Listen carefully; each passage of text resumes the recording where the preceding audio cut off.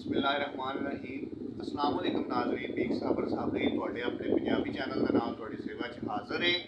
एक गज़ल बिल्कुल नवी पेश कर रहे हैं कि अखियां दे विच तैर दी सिक, अखियां दे विच तैर दी सिक, शाला होवे खैर दी सिक।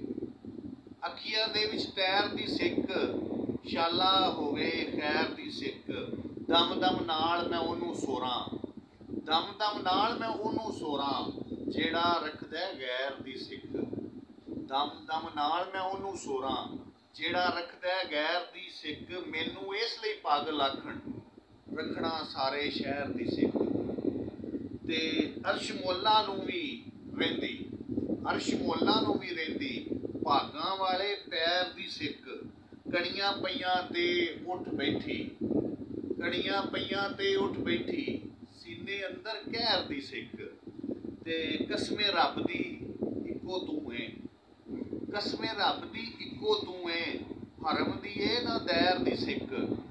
कसमे रब दी इक्को तू है, हरम दी ए ना दैर दी सिक।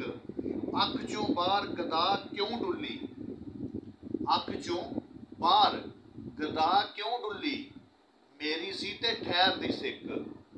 अख चों बाहर गदा क्यों डुल्ली, मेरी सी ते ठहर दी सिक।